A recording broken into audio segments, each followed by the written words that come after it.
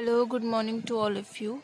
So, as we had discussed the some portion of DNA, जिसमें मैंने आपको length of DNA बताया था और थोड़ा सा मैंने पॉलीन्यूक्लियोटाइड चेन की हमने स्ट्रक्चर को डिस्कस किया था कि DNA और RNA का कॉम्पोजिशन क्या होता है, कौन कौन से कंपोनेंट्स होते हैं। तो उसमें मैंने आपको ये बताया था कि एक नाइट्रोजनस बेस होता है, पेंटोज शुगर होती है और फॉस्फेट ग्रुप होता है।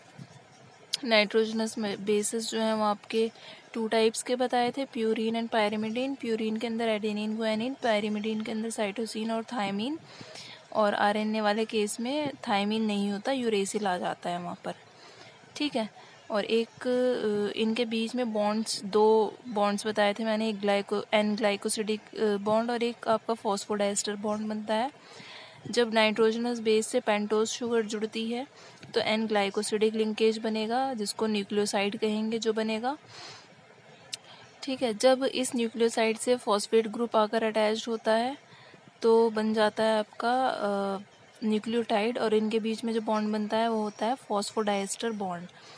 तो मैं आपको बता देती हूँ आपका फॉस्फोडाइस्टर बॉन्ड कहाँ बनेगा। तो as you can see the polynucleotide chain, तो कहाँ बनता है एन, पहले मैं बता देती हूँ। पहला बॉन्ड आपका जो एन ग्लाइकोसिडिक लिंकेज होता है नाइट्रोजनस बेस और पेंटोज शुगर में। सो ये ए जो रिप्रेजेंट कर रहा है ये नाइट्रोजनस बेस है, ये जो है ये आपका पेंटोज शुगर है। तो पेंटोज शुगर में आपकी राइबोस और डीऑक्सीराइबोस दो टाइप की शुगर होती है, उसका स्ट्रक्चर मैं भी आपको बता दूंगी। और ये वाला जो ग्रुप है ये आपका फॉस्फेट ग्रुप है। तो जो एन ग्लाइकोसिडिक लिंकेज बनता है वो नाइट्रोजनस बेस और पेंटोज शुगर के बीच में बनता है। तो ये नाइट्रोजनस बेस है। कौन सा नाइट्रोजनस बेस है? ये एडेनिन है। तो एडेनिन और किसके बीच में बताया मैंने? Pentose sugar. ये पेंटोज शुगर है। ठीक है। तो सपोज अगर डीएनए की चेन है तो डीऑक्सीराइबोस शुगर होगी, या आरएनए की चेन है तो राइबोस शुगर होगी। तो जो सपोज ये डीऑक्सीराइबोस शुगर है तो इसमें ये शुगर हो गई, ये बेस हो गया। इनके बीच में जो बॉन्ड बनेगा इसको कहेंगे हम एन ग्लाइकोसिडिक लिंकेज या बॉन्ड। ठीक है। उसके बाद मैंने दूसरा बताया आपको फॉस्फोडाइस्टर बॉन्ड। तो जब ये बन गया, अब ये पूरा जब इनके बीच में लिंकेज बन गया तो ये बन जाता है न्यूक्लियोसाइड। अब इस न्यूक्लियोसाइड से फॉस्फेट ग्रुप जुड़ना होता है, तो जब ये फॉस्फेट ग्रुप जुड़ जाता है इनसे तो यहाँ बॉन्ड जो बनता है वो बनेगा आपका फॉस्फोडाइस्टर बॉन्ड, फॉस्फोडाइस्टर बॉन्ड। ठीक है, या लिंकेज कह सकते हो ये। तो इस तरीके से ये एक पूरा क्या बन गया? न्यूक्लियोटाइड बन गया।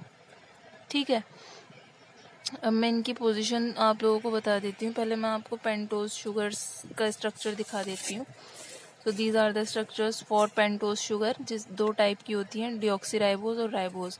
डीएनए वाले केस में डीऑक्सीराइबोस शुगर होगी, आरएनए वाले केस में राइबोस शुगर होगी।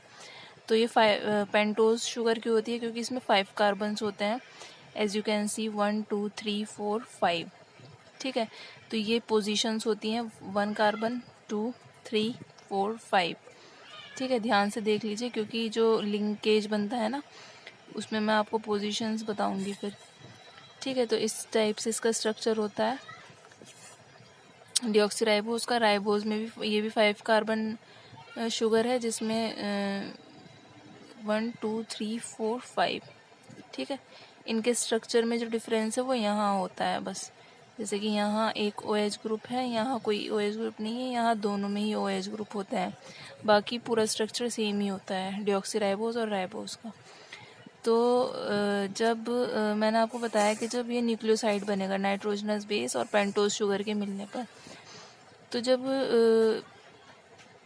ये बनता है तो नाइट्रोजनस बेस जो है वो कहाँ जुड़ता है? 1 कार्बन पेंटोज शुगर पर। तो जब पेंटोज शुगर से जो नाइट्रोजनस बेस आकर जुड़ता है वो इस पोजीशन पर जुड़ता है 1 कार्बन पर। ओके, कहाँ जुड़ेगा? 1 कार्बन पर, तो मतलब इस पोजीशन पर। तो ये जो है यहाँ आप देख सकते हैं ये वाला। तो अगर हम नंबरिंग करें इसकी तो ये 1 2 3 4 और 5 कार्बन यहाँ होगा। ठीक है, तो नाइट्रोजनस बेस आके कहाँ जुड़ता है? 1 कार्बन पर। तो 1 कार्बन कहाँ है? ये है। तो ये नाइट्रोजनस बेस है, ये 1 कार्बन पर जुड़ गया। इनके बीच में जो बॉन्ड बना वो एन ग्लाइकोसिडिक बॉन्ड बन गया। ठीक है, उसके बाद ये न्यूक्लियोसाइड बन गया। अब फॉस्फेट ग्रुप जुड़ेगा। फॉस्फेट ग्रुप जो आकर जुड़ता है वो जुड़ेगा आपका 5 कार्बन OH पर। 5 कार्बन OH कहाँ पर है? ये वाला जो कार्बन होता है इसमें, ये 5th पोजीशन पर होता है। तो यहाँ आकर जुड़ेगा आपका फॉस्फेट ग्रुप। तो इसमें है ये यहाँ पर 5। ठीक है, ये 4 है, ये 5 है। तो यहाँ 5 पर जुड़ेगा फॉस्फेट ग्रुप।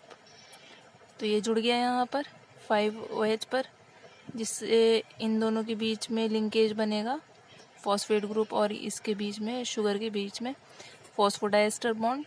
ठीक है, जिस वजह से ये पूरा एक क्या बन गया? न्यूक्लियोटाइड बन जाएगा। तो एक न्यूक्लियोटाइड पूरा ऐसे बनता है। इसी टाइप से दूसरा न्यूक्लियोटाइड होगा, उसमें कोई और बेस होगा। तीसरा न्यूक्लियोटाइड होगा, उसमें कोई और नाइट्रोजनस बेस होगा। तो इस टाइप से बहुत सारे न्यूक्लियोटाइड्स बन जाते हैं और फिर वो सब मिलकर क्या बना देंगे? एक चेन का फॉर्मेशन कर देंगे। तो कोई 2 न्यूक्लियोटाइड, जैसे एक न्यूक्लियोटाइड है, एक न्यूक्लियोटाइड, अब ये आपस में कैसे जुड़ेंगे? तो ये जो ज्वाइन होते हैं, ये मतलब एक न्यूक्लियोटाइड का 3rd कार्बन दूसरे न्यूक्लियोटाइड के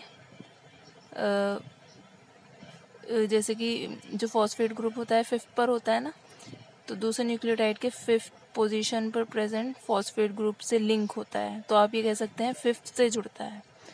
तो ये इसका 3rd, ये 5th, फिर से इसका 3rd, इसका 5th, फिर से इसका 3rd पोजीशन, इसकी 5th पोजीशन। तो इस टाइप से ये पूरी एक न्यूक्लियोटाइड चेन बनती जाती है, जिस वजह से इसका चेन का जो फॉर्म होता है, देखिए ये 5th पोजीशन है ना, तो 5 से शुरू होती है पूरी। ठीक है, और एक फ्री OH ग्रुप यहाँ प्रेजेंट होगा, मतलब कहीं जहाँ भी इसका एंड होगा तो वहाँ पर कोई अदर न्यूक्लियोटाइड नहीं जुड़ा होगा, वो फ्री पोजीशन में होगा। ठीक है, ये वाले न्यूक्लियोटाइड का ये पार्ट फ्री रहेगा। ठीक है, तो इस वजह से इसकी जो डायरेक्शन होती है 5' कह सकते हैं, इसको डैश पढ़ सकते हैं हम, इसको 5', इसको 3' या 5' कह दो या 3'। ठीक है, तो इनका जो डायरेक्शन है 5' to 3' होती है। ठीक है, तो किसी भी पॉलीन्यूक्लियोटाइड का एक, मतलब पॉलीन्यूक्लियोटाइड चेन का एक एंड जो होता है, ठीक है, उसके एक एंड पर होगी आपकी pentose sugar with free OH at 5' end, मतलब ये। ठीक है, और जिसको हम कहते हैं 5' एंड, और जो दूसरा एंड होता है जहाँ which contain the sugar with free OH at 3' end. ठीक है, 3' एंड फ्री है, OH है, इसको कहा जाएगा 3' एंड, या आप 3' एंड कह सकते हो, 5' एंड कह सकते हो। END एंड से मतलब है। ठीक, तो इस टाइप से ऐसा खाली रह जाता है। इसका 5th मतलब ये पूरी pentose sugar with free OH से मतलब है यहाँ जब ये बॉन्ड बनते हैं तो इस टाइप से OH जो है वो फ्री रह जाता, फ्री मतलब उससे कुछ अटैच नहीं रहता।